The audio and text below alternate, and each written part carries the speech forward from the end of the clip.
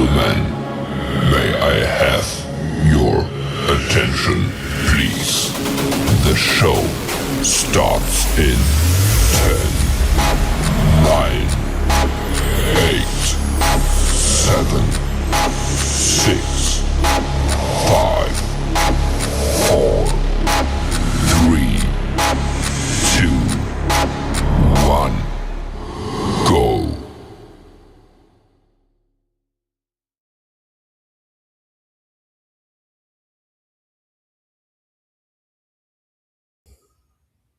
Hey everybody, and welcome back to the Kryptonite Show, a second show for today. I hope you guys enjoy this one. We're going to be looking at the top 15 reasons or drivers or fundamentals, however you want to call it, that are going to make you rich in 2026. So hope you enjoy this presentation. It's going to be, I don't know how long it will take, maybe 20, 30 minutes, but we're going to get into it. Hope you guys enjoy it. Don't forget to share the show on X, hit the repost button as you come in, and we'll get into it. Leave any of your comments in the chat as well. I really do appreciate that. And of course, if you guys want to join Strategy Club, links in the video description on YouTube. Go through the Whoop store.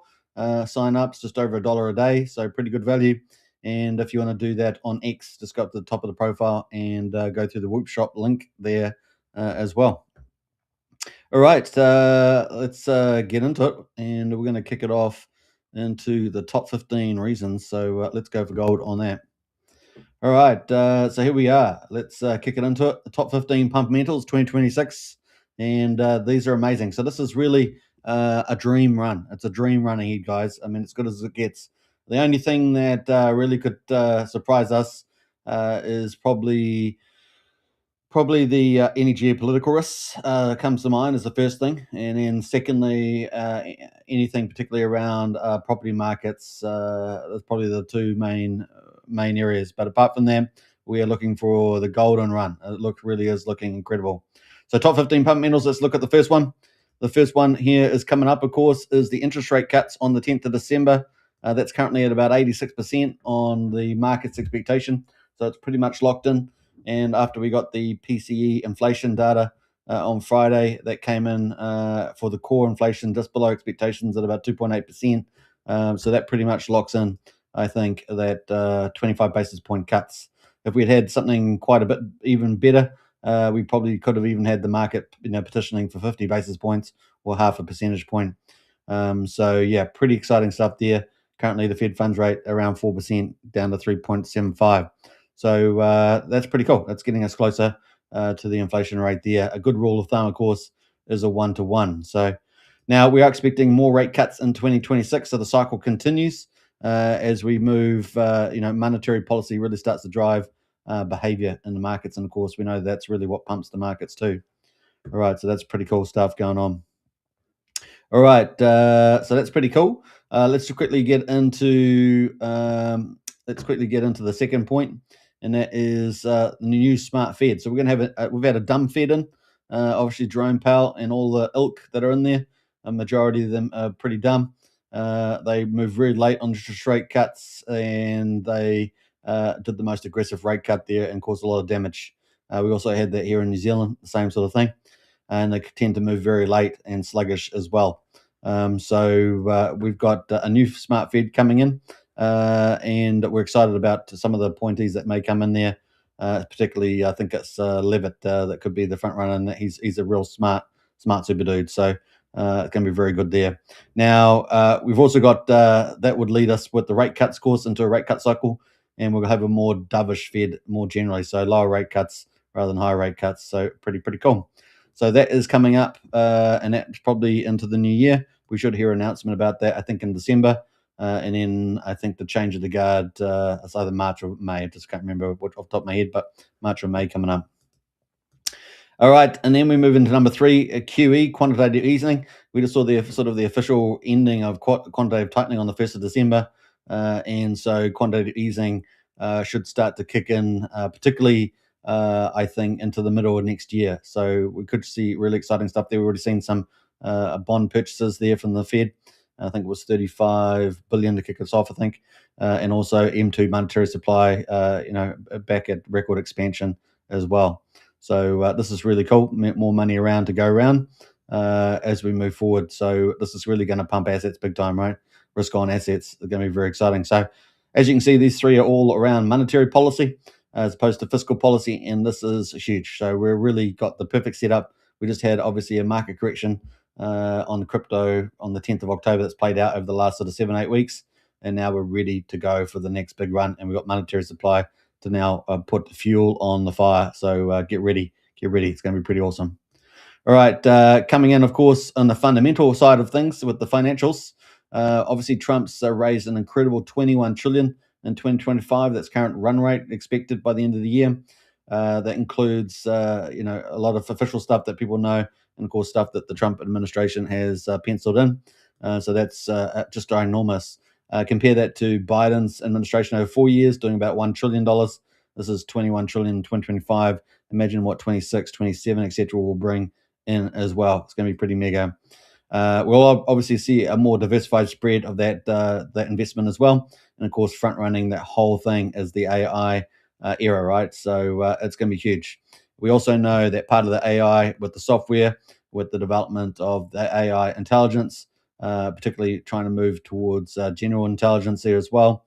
That's going to be pretty mega. The race is on, right, for domination in the AI space, and also obviously that's potentially could affect all parts of humanity's life. So it's the next industrial age, what they call the intelligence age, where everything gets impacted by artificial intelligence. Now, obviously, we know there's always got to be pragmatic rules about that. We always know this people will abuse it. So it's going to be an interesting battle of the good versus evil forces as usual, and the stupidity as well. There's always some stupidity in the middle there. We've got Alex in the house there. Big shout out. Thanks for the value information you've been providing for the community. I appreciate that, Alex. Big shout out. And so, yeah, that's coming in. This is mega. And we're also going to see, in addition to all that, convergence between robotics, rocketry, everything, pretty much electronics. It's going to be pretty massive. And yeah, a lot exciting times ahead. Let's move on from that. So that's massive. That's going to create huge amount of revenue. If you think about it's being applied to, pretty much it's going to spread over all of the businesses and business sectors for the most part.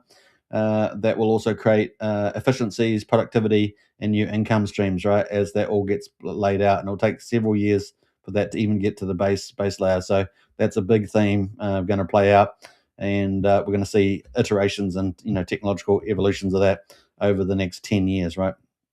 But we'll see a lot of powerful stuff within the next 2 to 3 years for sure. And let's move on to the next one. Number 5 is 100% capital expensing. Not something typically people talk about, but is actually the major item there, probably from the tax cuts and extensions that Trump got through. And that's super powerful for investment as well. So we've got the 21 trillion, plus we've got 100% capital expensing in the first year. That is massive. So we've seen a lot of companies take all that 100% expensing and invest. So we've got a massive reindustrialization in the America, and it's setting up the supply side boom, right? What do the Democrats do really bad? Well, they normally shrink the supply side, and they spend a lot, and then they cause a lot of inflation, right? But this is very clever, because we're going to have monetary printing, but we're going to have supply side expansion and industrialization in the intelligence age, and that's going to mitigate all the inflationary pressures, right? And arguably even make deflation in many key sectors like energy, medicine, and food. So it's going to be pretty cool. So lots of cool stuff happening there, and that's a huge incentive, that 100% capital expensing. Let's go to number 6, Trump's balance sheet leveraging. This hasn't never been done before, at least not for a long time, if ever. And that is that Trump has got his economic team working on assessing the actual balance sheet value in the United States, both onshore and offshore. And of course, when I say onshore, I'm also meaning below the ground, right? And when I say offshore, I mean off the coast, right? So, the East Coast, West Coast, the Gulf of America, all that sort of stuff, right? So huge stuff happening there. And of course, drill, baby, drill, a big part of that. So energy, absolute energy boom. But that also will mean resources and everything else like that. So it's huge.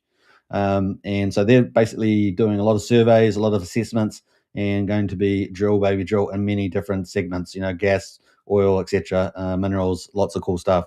Obviously, they're trying to also de-risk from China with rare earths. So they're doing a lot of deals around the world to support that as well in countries like Australia, in Africa and places like that. So they're also, in South America, lots of things going on in that space to de-risk from the rare earths. So it's pretty exciting. In fact, I think it was only a week ago the first magnet was made in the United States, and Secretary Scott Bessent presented that. So it's game on, and it's a long time coming. Way overdue, by the way. They should have been doing this way back in about 2016, when China was going around the world snapping up a lot of resources, obviously. But also, one of the advantages of a lot of the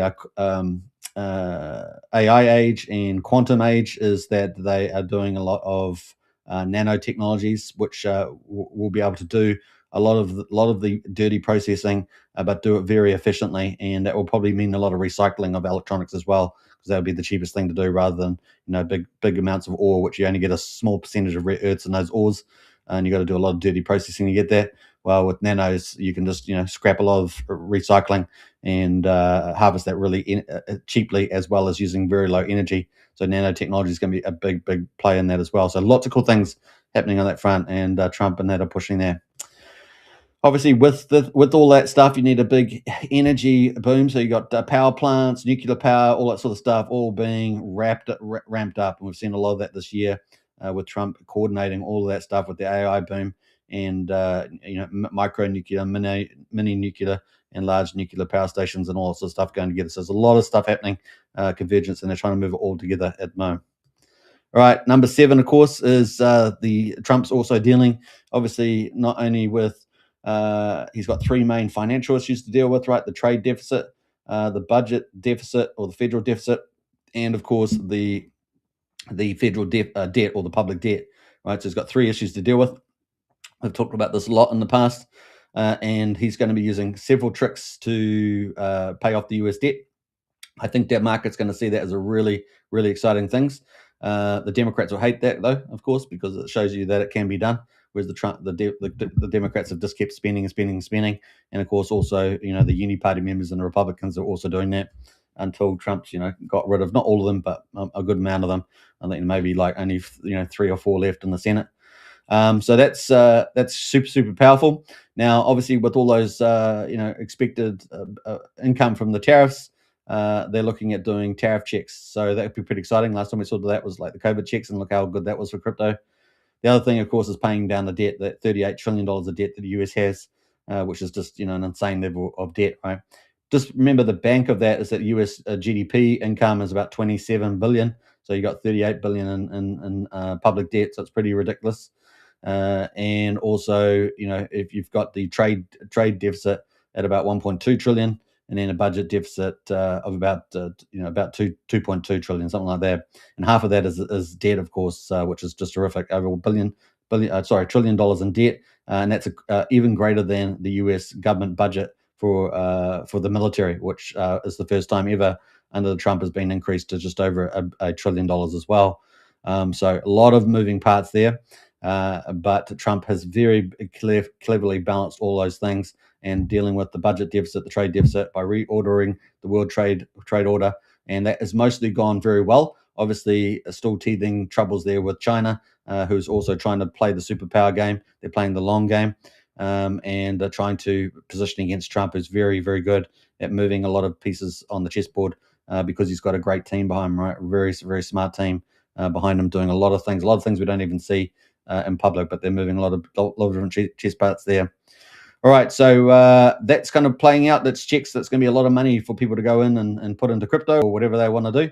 And of course, paying down debt is going to be another stimulus to the economy that's going to be pretty well received, I think, by the markets, by Wall Street, Main Street, etc. So very excited about that. And of course, probably good for the polls overall. Poll voting there. Now, number 8 is obviously we had the tax bill go through. We had that 100% capital expensing, and at number 5 there. Well, we also obviously got no tax on tips, no tax on overtime and social security, and of course we would expect to see some big refunds. I think that's going to start into the second quarter of next year. So that could be pretty exciting to see where all that goes to. So tariff checks, your refunds could be pretty neat, where people start to spend their money. So Richard's talked about marketing a lot with PulseGen. Well, it's not a matter of just calming down, because everyone's a bit upset about where the prices are of ProofX and all that sort of stuff going on, but actually to persevere and just keep marketing and promoting and to encourage others to promote, because there's all this money that's going to be splashing around, and you want to reach out to these people, right, that are particularly in America here. And of course, America is the big consumer of the world with the big incomes, right?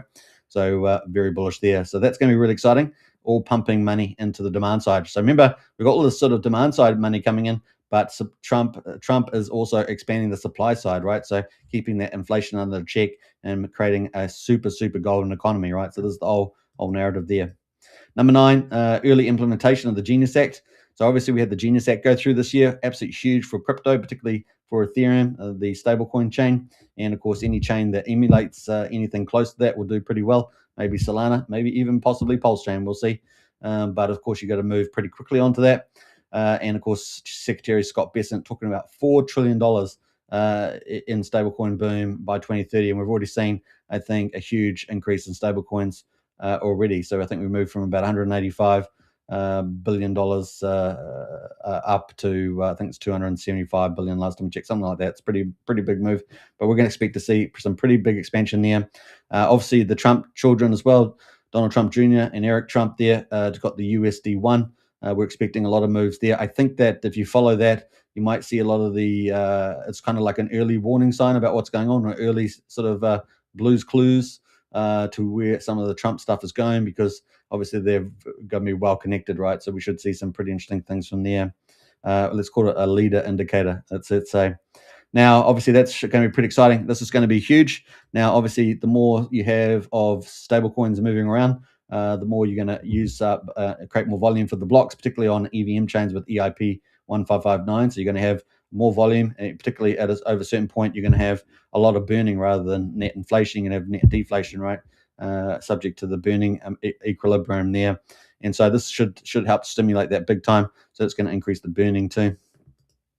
So what do we do? We've got these supply forces, the demand forces.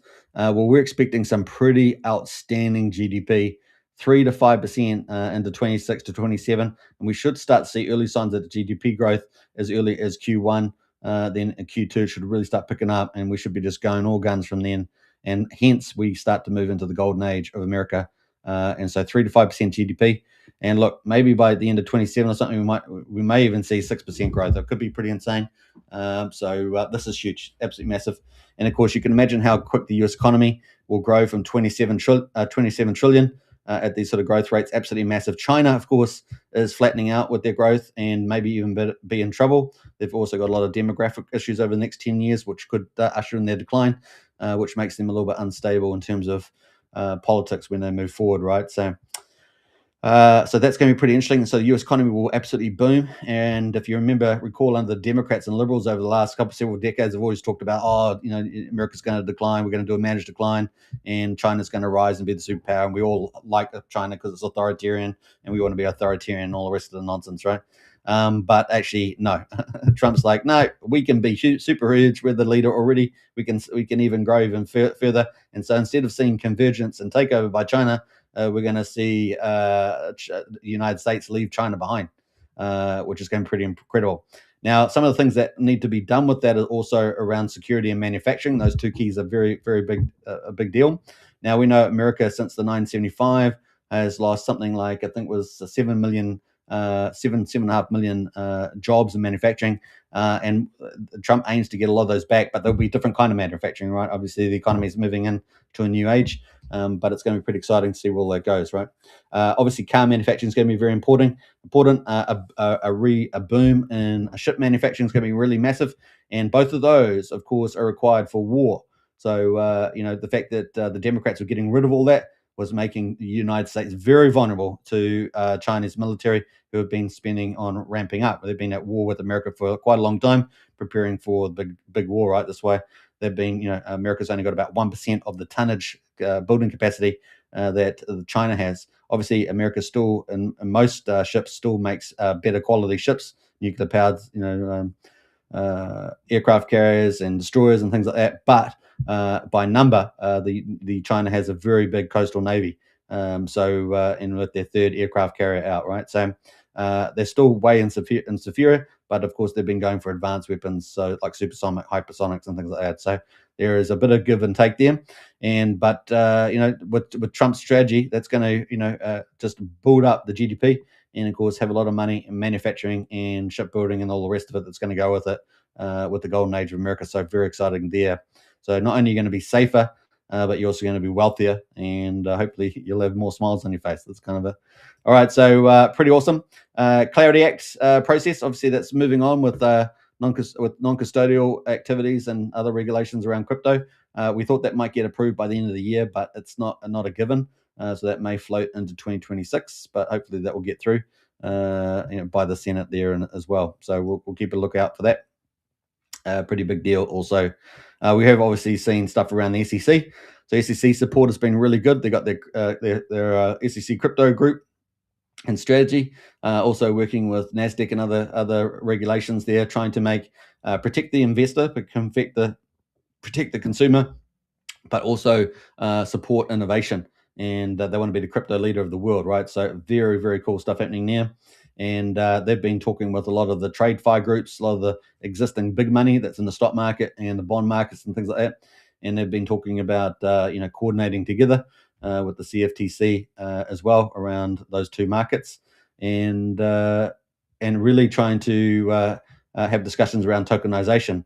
Now, obviously, the SEC just recently, yesterday, I think we looked at the video of the day before, was talking about the fact that they had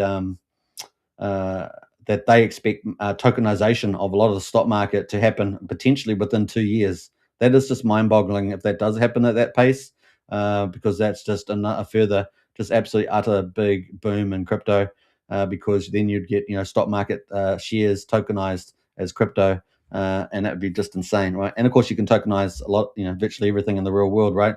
Obviously, we've seen with ZK Sync, with ZKP, we've seen Provex there look to tokenize that with the old Provex, right? So that's going to be a pretty big deal moving forward. So now we've got the whole TradeFi coming in. Come on, guys, absolutely ginormous. So pretty exciting there.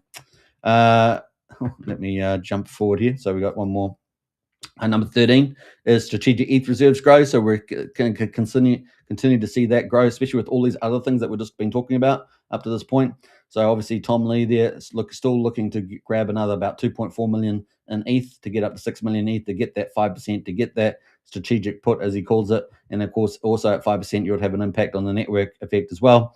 And if we do get a lot of this tokenization boom, the stablecoin boom with the Genius Act and these previous points, then we could also see obviously the volumes rise as well, and with more scarcity in place, we could see a lot higher value. And of course, Tom Lee's priced the network value of Ethereum at $60 trillion. So it's just massive. I think it was $60,000 ETH, I should say, per ETH. So it's just massive, guys, how big this will get. And of course, as volume increases on the chain, you'll also get bigger burns, right? Bigger burns as well. So it's pretty exciting there. Cold DeFi says 2026 will be the bull market. We expect it in 25. Yeah, absolutely, for the crypto market for sure. So delayed from the stock market, and some of the majors already enjoyed a good run.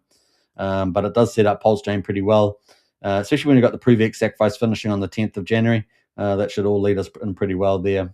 And hopefully if the ETH price re-rates, we also saw Richard Art talking in his video about $10,000. He seemed to be pretty happy with that price. So maybe that would be a trigger for him to rotate something into Pulse Chain, although he can do that through various means, right? And of course, we've got Liberty Swap launching Railgun within the next sort of 36 hours. So that is a possible avenue he could sneak money into the Pulse Chain there and do some jumpermentals. We like that jumpermentals there.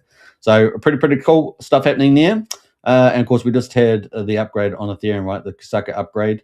So there's good things happening in the space, right? Good things happening in the old ETH space, and not only Tom Lee with Bitmine Immersion, but we'll see a lot of the other ETH groups start flooding in, especially as the price of ETH starts running away. They will all be flooding in there, so they'll be strategizing to pick up bags, and they'll be watching Tom Lee pretty closely there. All right, so that's pretty cool for 13, and of course that would have some sort of reflection play into Pulse Chain, and of course with fantastic bridges and Railgun setups into Tornado Cash from Liberty Swap, that also allows that two-way expansion as well, and fees on both accounts. So it's a win-win across the board there. Very, very exciting stuff.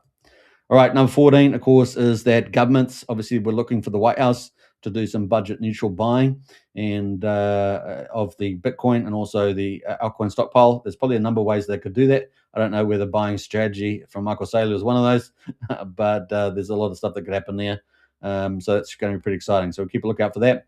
Obviously, institutions are slowly changing their risk profile and moving into crypto as well. We're going to see that accelerate. That does take time to happen, but I think we're going to see that happen pretty fast, especially now we've got the Genius Act, Clarity Act coming up. We've got ETFs, of course, and market makers coming in as well. So there's a lot of stuff happening in that space. Obviously, companies as well, corporations, got to change their risk profile and start coming in as well. But of course, they can go through, NASDAQ vehicles, ETFs and things, all sorts of things are there as well. And then the 401ks as well. We've obviously directed 401ks, being able to direct some of your retirement funds into crypto in particular, maybe even entities like Bitmine, Immersion, things like that. Lots of different options there. And then, of course, the retail flow, right? So the retail, obviously, under this sort of environment where you've got a lot of investment, you've got a lot of job opportunities starting to lift up, you've got a lot of revenue being made, you've got all these tax benefits, you're getting all these refunds and checks. It really does get really, really wild. And it goes, the net worth of everything starts going up, right? So stock market keeps going up, crypto keeps going up. And so you've got this high net worth and also sort of that positive cycle goes on. So pretty exciting stuff. And hence, a vast majority of the Americans will feel the golden age of America in their pockets and in their material welfare and hopefully in their lives as well, right? So it's pretty exciting. And we're also expecting not only to play out in the stock market and crypto markets, but also commodity markets continue to boom due to all of this investment and, of course, demand that's going to ensue. So we expect, gold and silver, etc., to continue to rally as well. Now, number 15, Pulse Chain and Magic Carpet Ride, right? So there's always question marks around this, right? You're either a believer or you're not. You either think Richard's a good player or not player, and you've got to make a decision around that, right? So you can look back in the past. You can look back at Hex, of course, if you're a pro Richard. You can look at all the moves he's made this year around inflation and things like that. You can say, well, he can be a bit tough sometimes with ripping off the Band-Aid with the ProvX at the time of the market where the market's already down. Or you could look at it and say he's just shaking out those final hands, accumulating some more cash for the next moves. And, he's also been touting a few little teasers around he's more interested in Pulse Chain season rather than altcoin season. You've got him talking about, well, if people like 10,000X and Hex, then they're gonna really hate. If they hate that, then they're really gonna hate the next move in Pulse Chain, basically. And then, of course, at least the next move in ProveX. And then you've got devs like Bretep, is a big loyal dev there, super dev, talking about the fact that, hey, look, Pulse Chain season is going to be pretty exciting. Maybe it won't just be a season. Bretep was talking about, sort of implying some sort of sustained ecosystem. So there's lots of cool things that could be moving forward there. And of course, we play a little video of Richard there. It's pretty open-ended, pretty balanced opinion about where Pulse Chain might be once you get to the bottom. There's only one way up, and the people that survive long enough are the ones that are going to benefit from that. So you either believe that all that narrative and those posts that he's put out, or you just you just cry fag or something like that, whatever that people are going to say. But you have to make a decision about it, right? So that's kind of where we are right now with that. And of course, the Magic Carpet Ride could include multiple chess moves. We'll see what Richard actually applies, and then maybe if we get to true 2026 and then nothing happens, maybe you can then decide, well, it was all just to have, and we wasted another year, even though it was probably the best time in the market. And so, from points number 1 to 14, I think you can see it is just the perfect golden lineup at the moment for crypto to really run super well in 2026. So it's going to be pretty awesome. And if we do get some of those beautiful chess moves from Richard Hart in 2026, it could be unbelievable, especially at the moment where you can buy such a low price on Pulse and Hex and everything else. And we may see ProveX come to the party as well, maybe be a champion leader there. And of course, tied in liquidity, etc., like that. And if we do get widespread adoption, it could be pretty awesome there too. So there's lots of possibilities, lots of a few ifs in there as well. But those are 15 things, I think, top 15 fundamentals that are going to drive absolute incredible market going forward. So we've got monetary policy, perfect timing for pumping risk on assets. It's going to be expanding.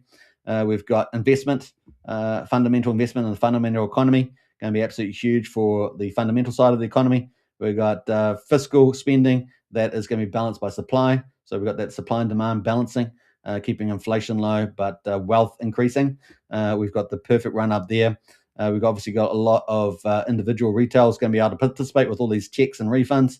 And of course, we've got all the positive support from the US leadership, the SEC leadership, the CFTC, and of course, we've got the market actors leading the way, like Tom Lee, sucking the supply out and bringing the TradeFi market in directly through investments, ETFs, and of course, tokenization and stable coins. It's going to be absolutely huge, and more custodials, right? Going to be a big deal there. And of course, every player is going to flood in. Every player around the world, because the America's leading the way of the White House. Every country in the world is going to follow suit, and it's just going to plow more and more money in there. We're going to have institutions, companies, the retail, everyone getting in. And so 26, 27, I think is looking outstanding for everybody. So hope you guys enjoyed this one. And of course, if we do get that magic carpet right on top of there, the sprinkle of the sauce, Pulse Chain is going to be pretty amazing. Now, with that said, you still have to decide what are the best investments to get into in terms of crypto. And of course, we talk about that a lot these days. And I will be covering up doing a video on what I think are the blue chips that we're going to have on Pulse Chain that are more investable rather than pump and dumpers. So I hope you guys enjoy. That's going to be coming up soon too with following this video. I think it's kind of their natural match together, right? All right, hope you guys enjoyed it. And if you haven't joined Strategy Club, the link's in the video description. If you're watching on X, it's at the top there, pinned at the top, the Whoop store. You have to go through the Whoop store there. And it's just over $1 a day, about $35 a month to join up the Strategy Club. And I pass in a lot of intel there every single day. So I hope you guys will enjoy that. All right, we got any final comments? We've got the spot all your futures there. So we are here for 15 years in a bull market. What are you thinking about? Well, hey, look, if you're 50 years old, that would mean you're 65. If you're 65, that would mean you're 80, and you might not make it. Right? So you got to be. It's relative to your age, dude. That's all I'm going to say. If you're 15, you'll be 30, so that's fine, right? That's fine. So it always just perspective, mate. Perspective. So that's another topic, right? That's another topic. Life cycles and investment horizons. So I hope you enjoy it. And of course, that links in risk and returns, right? So anyway, we're going to have a look at the next video. Will probably be on blue chips. I hope you enjoy it then when we get to that. All right, I'll finish up here. I hope you enjoyed that quick one, and we'll do some more of these as well moving forward. Take care, everybody. Bye for now.